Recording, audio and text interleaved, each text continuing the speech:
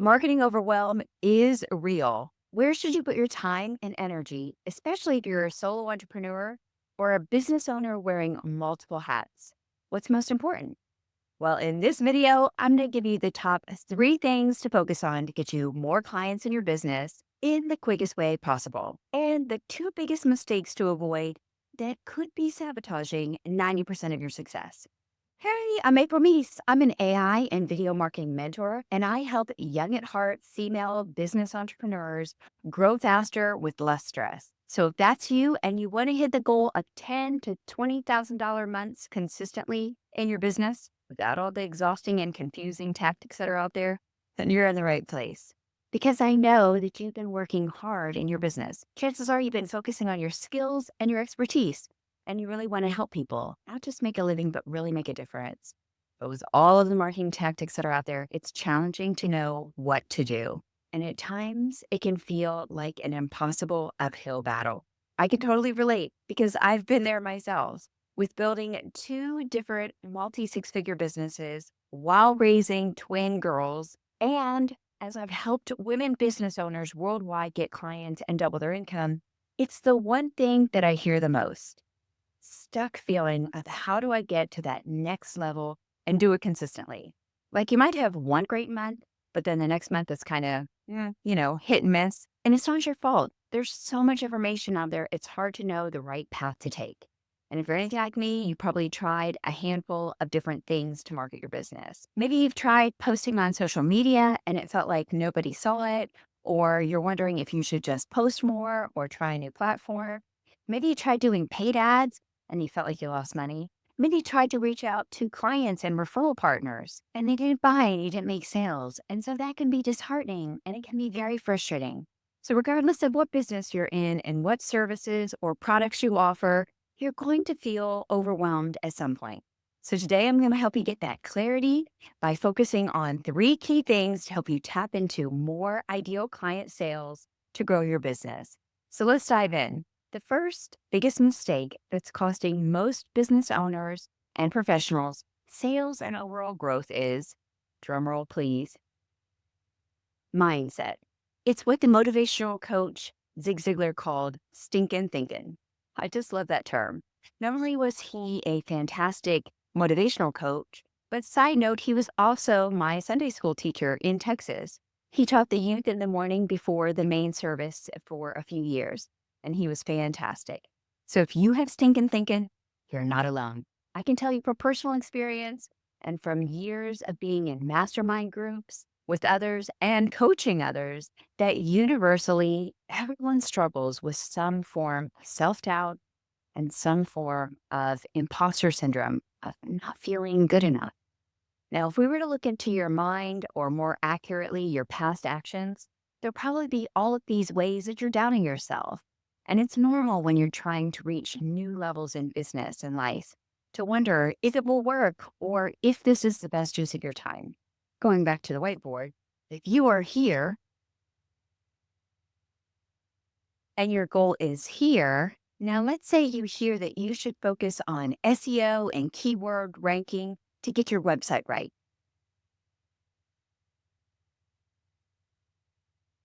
So you start building this bridge to get you your goal. And it's not really going as planned. So you start to doubt yourself. And it can be challenging to learn SEO. Now, there's someone that comes along saying that they've had really good results from Instagram. And you think, aha, I should just post more. Maybe I should do more stories. And then you start building that bridge to get to more clients.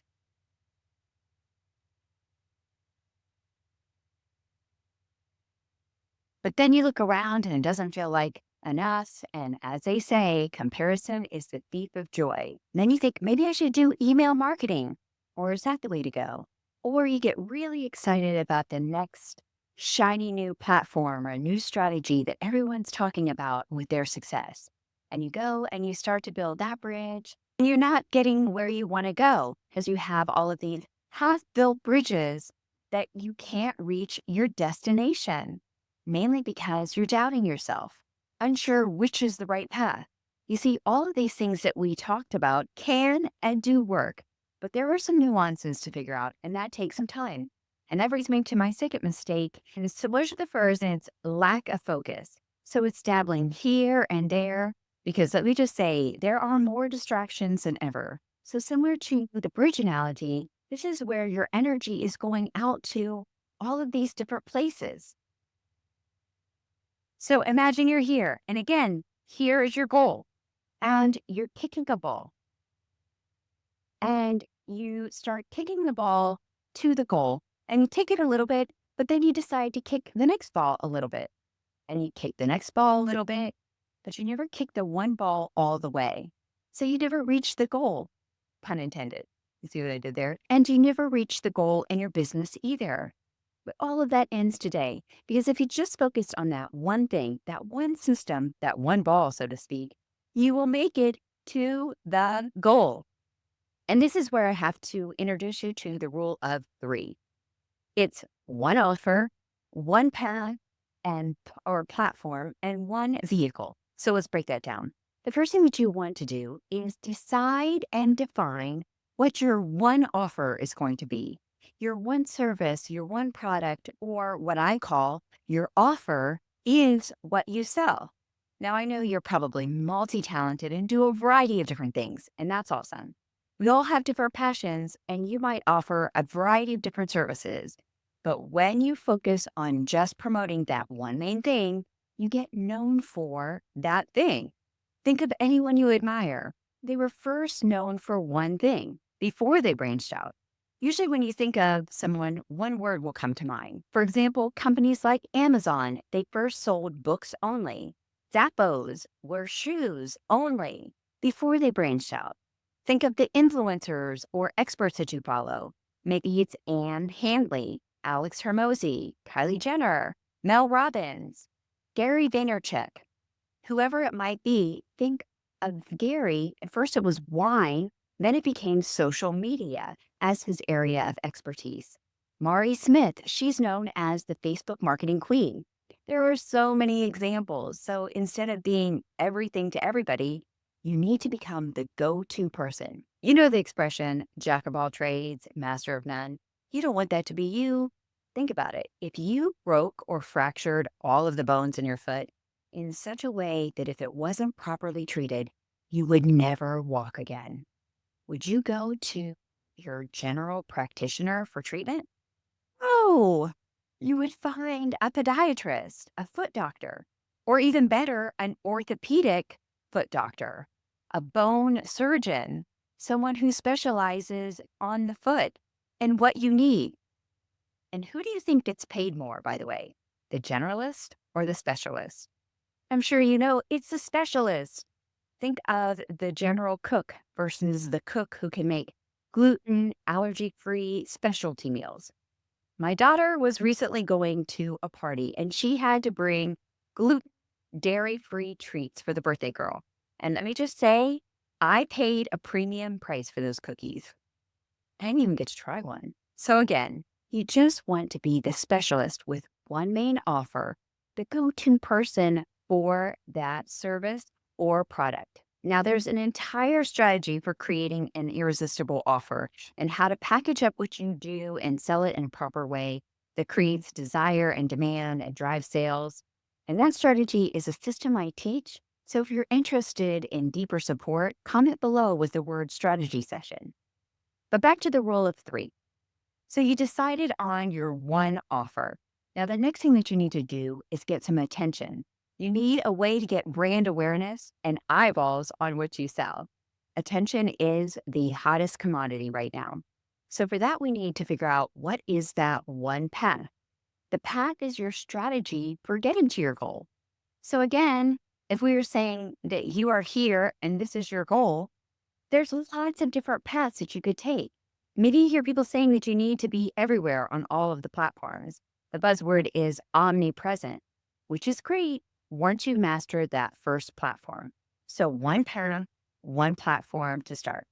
When I look at the path, there are three main paths. Build is going to be social media and organic posting. And of course, that takes more time.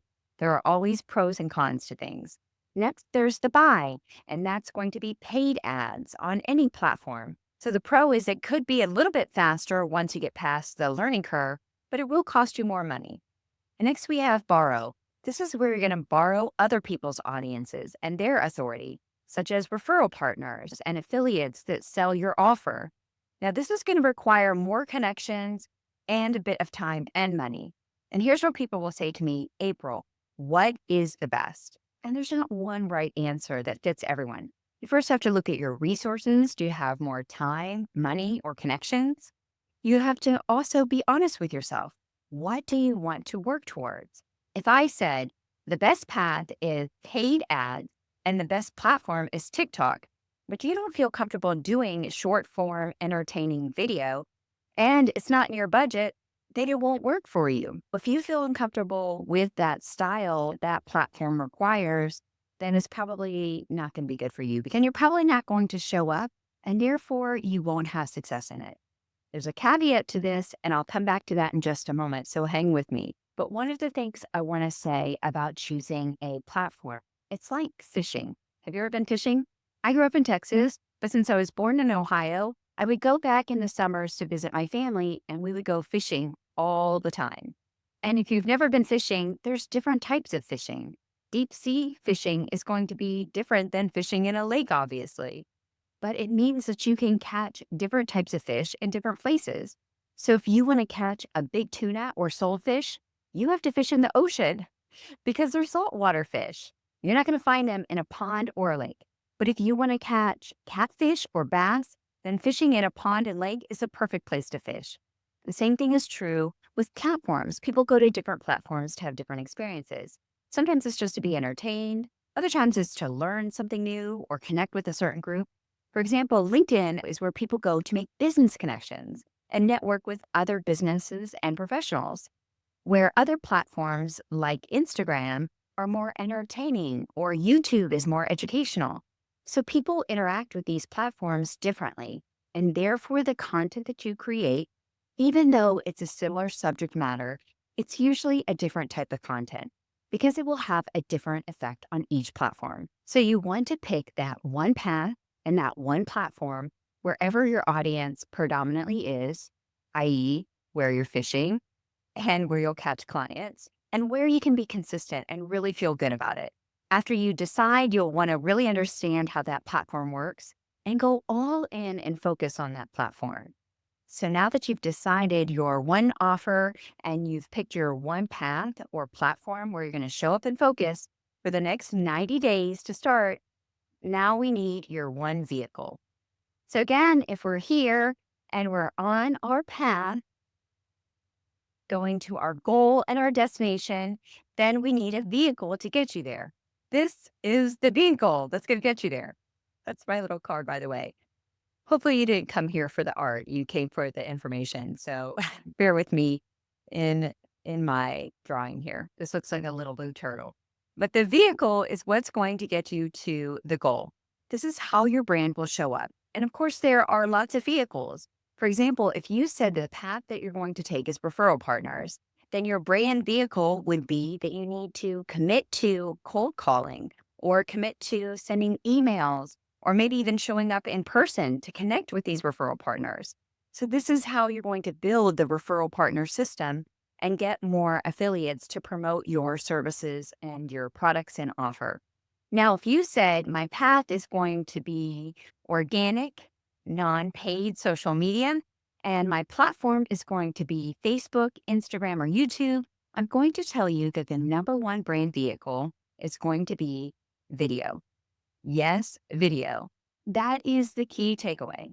And of course, you knew I would say this, but it's not just my opinion. I'm going to back it up with proof and show you why video is the best way for reaching people, building connection, and trust. As I've said before, there are many paths and many vehicles that will work. But with video, it's one of the quickest ways to get to your goal, even if you're camera shy. So hang with me because I know some of my introverted friends, like me, when I said video, you probably wanted to turn this off and run away from all things technology. But hold on, because I'm going to make a case for why video is so important. And you don't want to be left behind. And I want to see you succeed. So hear me out. Why video?